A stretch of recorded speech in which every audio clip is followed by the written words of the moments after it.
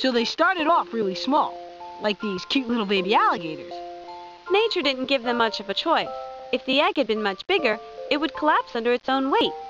Well, then the next question is, how the heck did a baby the size of a soccer ball turn into this? By eating its veggies, that's how. But how fast do they get that big? Well, if you ask the experts, that's still a bone of contention. This is a baby super sauropod. 3 months old, weighed 300 pounds. Now it had to grow up from this size to this. 15 years old, full adult size, 80 tons. Maximum growth spurt, 1 ton a month. We know they grew that fast because if you cut these bones and look at them under the microscope, they have an open, fast growth texture. But McNeil Alexander disagrees. He thinks that at 15, they were probably only as big as a horse, and they were 50 when they reached this enormous size. There are all sorts of advantages in being big. One is that you're pretty safe. Another advantage in being big, if you're a plant-eating animal like this, is that you can reach high in the trees where other animals couldn't reach. So the treetops were sauropod's own private salad bar. I wonder what kind of dressing they used. That's easy. Thousand Island. Of course, back before continental drift, it was called One Island. Hey, not bad. Thanks. But to figure out how much the sauropods ate, you've got to know whether they were warm-blooded or cold-blooded. If this animal was cold-blooded, it's going to have to eat about half a ton of food a day. If he was warm-blooded, metabolism going ever so much faster, it's going to have to eat 5 or 10 tons a day. Now, think of that little head chomping away, 5 or 10 tons of food going in. The food's just going to have to go down that gullet at a fantastic rate. I don't think it's possible. Then let the debate begin. Now this is the head of a giant sauropod. This is an intake hose for vegetation. No chewing, just breaking it off, swallowing it 22, 24 hours a day. And this is built like a 80,000-pound bird intake hose, a hot-blooded hose. I think of sauropod dinosaurs as very much the equivalent of the big herbivores of the present time. Elephants and giraffes and so on. Moving around usually quite slowly, nothing to be afraid of because they're so big, spending most of their time eating.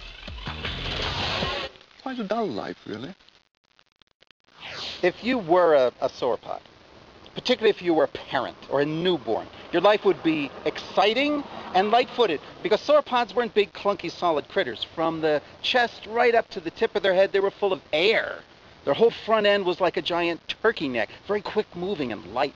And the hind legs had more strength per pound than any living hippo or rhino or elephant. So don't think of a sauropod as an oversized elephant. Think of it as a tremendous turkey. That's a lot of luncheon meat. Whether or not you believe Bob's ideas about 2-ton drumsticks, at the heart of the matter is, well, the heart. Look at that neck. It's about twice as long as a giraffe's neck. So the sauropod heart must have been working overtime to get blood all the way up there to the brain. The pressure involved is twice the pressure needed to drive blood round a giraffe. I'd be tempted to say that these animals simply couldn't have pumped blood around with normal sorts of hearts. But Bob Bacher doesn't agree. In fact, he thinks this whole question is practically a no-brainer. If these animals had huge brains like a giraffe, there is no way they could pump enough blood up into their head. But they don't have huge brains. They had brains as small as a cocktail weenie. Hey, what's with Bob and his carnivorous ways? Doesn't he know that my cousin's a vegetarian? That's okay, Sam. I think he was using cocktail weenie to make a point. Yeah, but couldn't he have said something like, zucchini weenies? Yeah, zucchini weenies. All right, then it's settled. From this day forward, the sauropods had brains the size of zucchini weenies.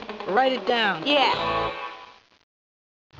There's one more mystery about the sauropods we haven't dealt with yet. These are the sneakers of a Colorado bonehead who's on the trail of what might be the biggest dinosaur ever. Even bigger than Argentinosaurus. Dr. Ken Carpenter is after the legendary Amphicoelius fragilissus. The only thing missing are the bones. The legend of Amphicoelius began in 1878 when this old bonehead, Edward Drinker Cope, discovered a massive vertebrae in Garden Park near Colorado Springs. It was 140 million years old, so no wonder it wasn't in such good shape. But it was evidence of a supergiant, as you can see here in this prehistoric graphic. This one bone, if it had been complete, would have been over 8.5 feet tall. This one bone indicates a dinosaur that was easily in excess of 150 to 170 feet in length. It probably weighed in excess of 100 tons, and it was certainly the largest dinosaur that we yet know, larger than Ultrasaurus or Seismosaurus. And I'm hoping to find more of this animal somewhere in this vicinity. What about the first bone they found? Well, Cope had to sell a lot of the fossils he found to pay for his fieldwork. The Museum of Natural History in New York was one of his biggest customers.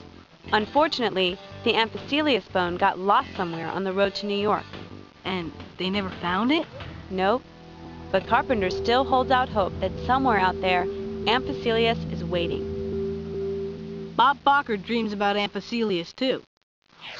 If we could have Amphicelius walking down a street in Denver right now, that would be a wonderful sight. It could rear up and look through a 4th or 5th or 6th-story window.